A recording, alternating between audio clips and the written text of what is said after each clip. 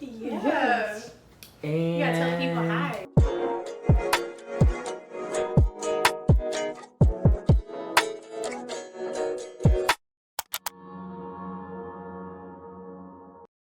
Hello. Welcome to or back to my channel. My name is Krystal Bay, and today we're gonna be talking about postpartum.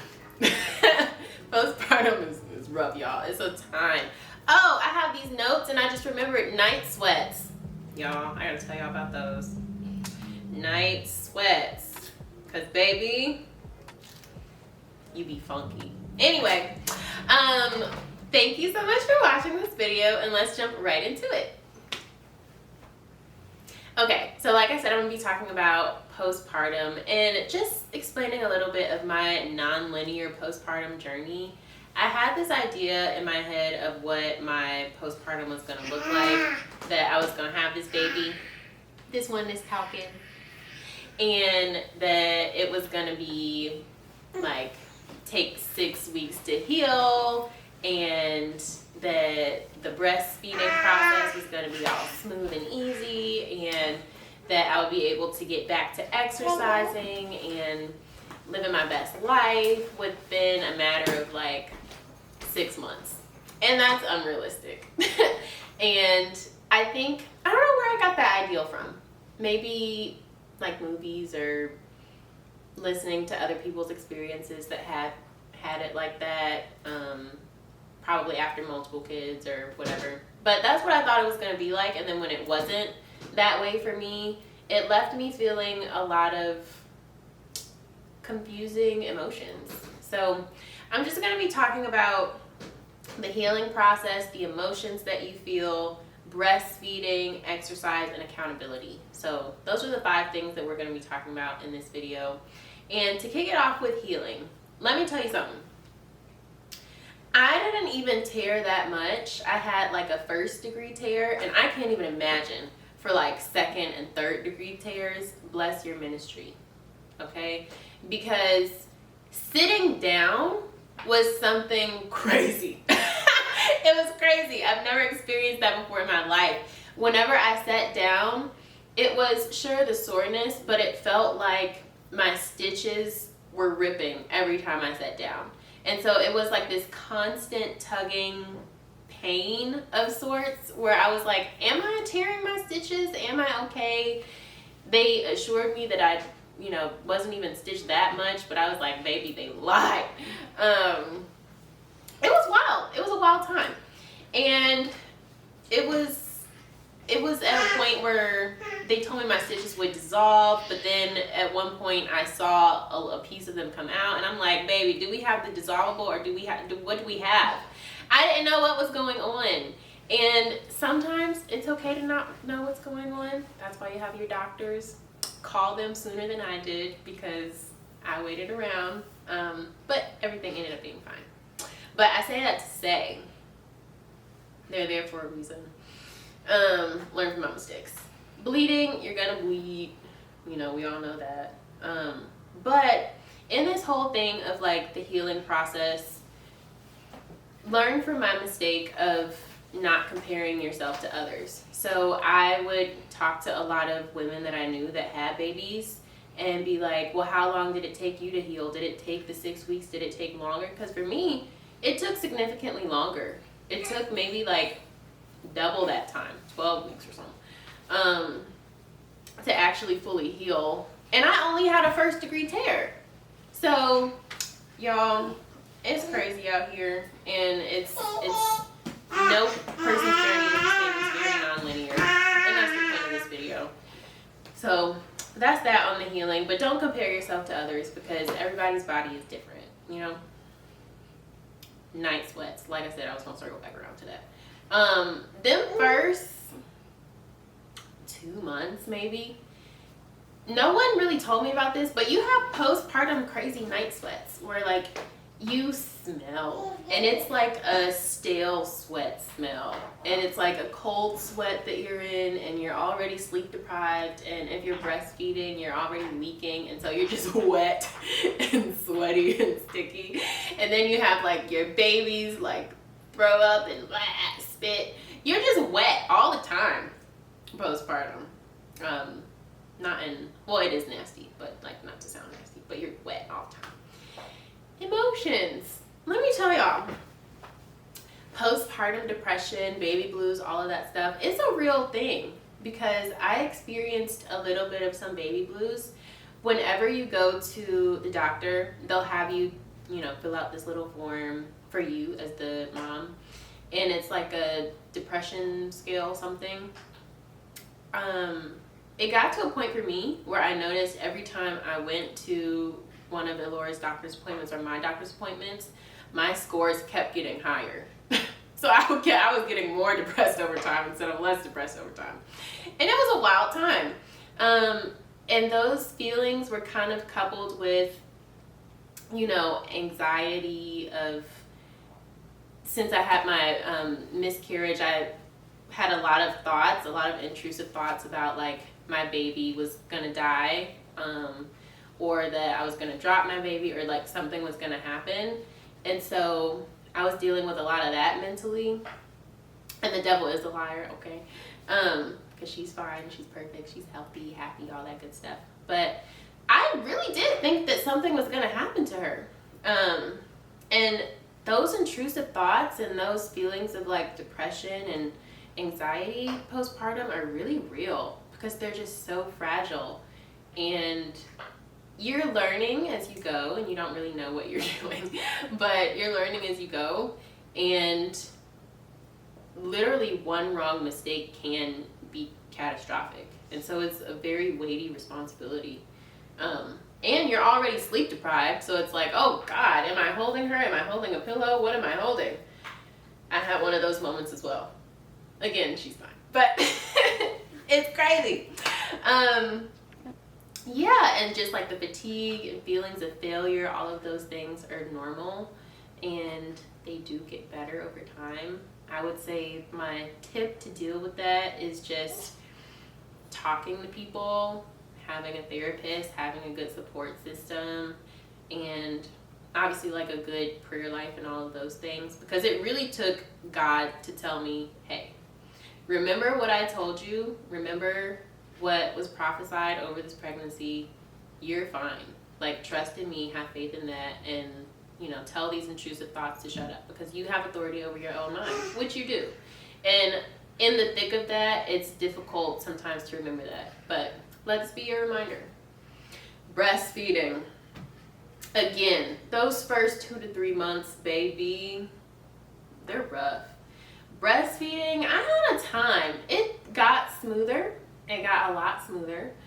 But you have the cracked nipples. You have the bleeding nipples. You have the sore nipples. You have the, like, it got to the point for me that whenever my baby was hungry, it really gave me such a wave of, like, dread and anxiety. It's like, oh, I have to feed her again from my own body? Child, get somebody else to do it. But at the same time, I didn't really want to go the formula route, because I didn't know what was in it, and, you know, whole thing. Shortages, lead. It's a wild time. But breastfeeding is a very nonlinear journey. It's like sometimes you'll have moments that are really great and really beautiful, and I had a lot of those early on where I would just like look down at her little small face, and she would be looking up at me, and like, you know, babies do that thing where they like touch your lips and that sort of thing, and it was like really sweet. And then she would just be milk drunk and like and that was really cute. But you know, your experience is still valid. Like, it can be beautiful and disheartening and challenging and all of those things at once, and it kind of ebbs and flows. Another thing that I dealt with breastfeeding was something called dysphoric milk ejection reflex, aka DIMER. DIMER is a beast, because what that is whenever you experience a letdown, and a letdown is when your milk literally lets down. Whenever you experience a letdown, or when your baby latches on, or anything like that, you're riddled with these intense negative emotions, whether that be anger or sadness or disgust or I can't even, like, there's another prominent fourth one for me that I can't even really put into words. And that's, I think, the one that I felt most often. But just like these really strong negative emotions that happen sometimes. And I'm not even saying all this to scare you. I'm just trying to put y'all on game because this stuff happens. It's real. And like I said, I thought it was going to be like this sweet, nice little linear journey, and it wasn't. And that's sometimes just the reality, and that's okay. Because you're going to get through it, because I got through it. And I'm going to help you get through it. Next thing I want to talk about is exercise. A lot of people, since I'm kind of petite and I carried kind of petitely and was mostly belly, and kind of the breastfeeding helped me shed my baby weight quickly. A lot of people would always ask me, oh, like, wow, like you look so great, you bounced back, are you healed yet? And sitting here today, the answer is still no. I have not healed yet because there's quite a bit of things that happen. In your abdominal region, for example, you have diastasis recti, which can happen, and that has happened to me. It's where your abs rip apart. So the muscle that is typically like this expands, and you're left with a gap in between. And then your pelvic bowl, which I talked about before, is completely all shifted around. Again, pelvic floor physical therapy is a great resource. Certain pelvic floor exercises are great to do. There's also specific exercises that you have to do with diastasis recti before you get into actual exercise. And I made the mistake of thinking that I was more far along in my healing journey than I was with that.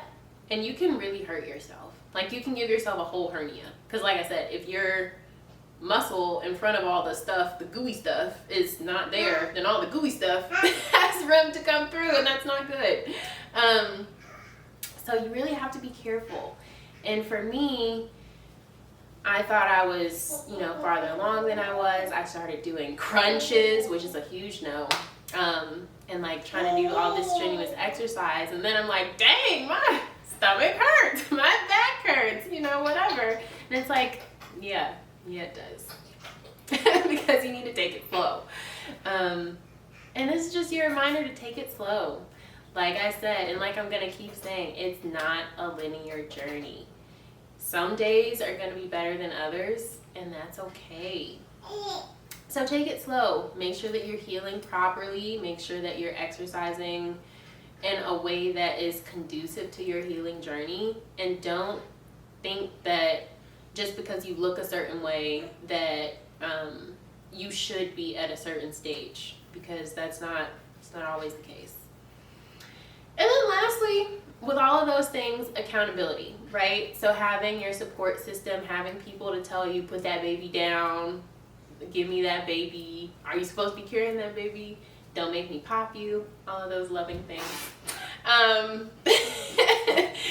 Those people they mean well. They're good to have in your corner, because you do need to chill. Chill.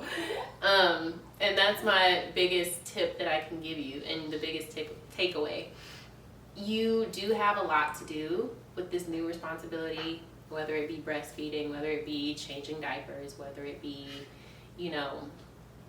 wrestling your gator rolling baby because they don't want to get dressed and put their diaper on. That's a whole nother thing.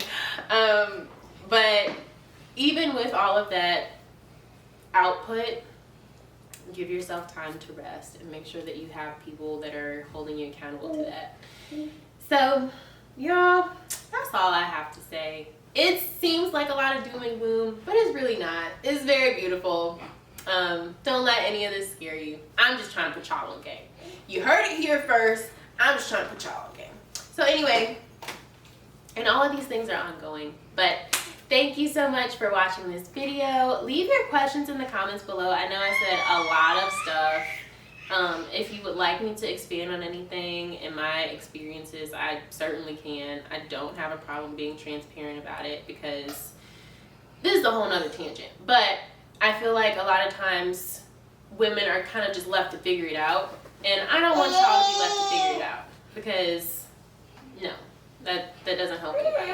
So leave any questions in the comments below. Thank you for watching. Be sure to like, comment, subscribe, share, turn on your post notification bell. Follow me on socials at Krystal_Bay. And I'll see you in the next one. Bye. You want to have a special...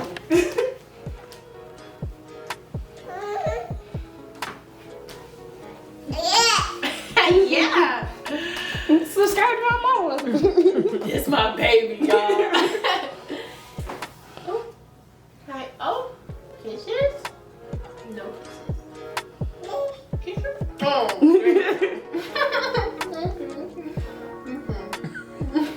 Okay. Thank you.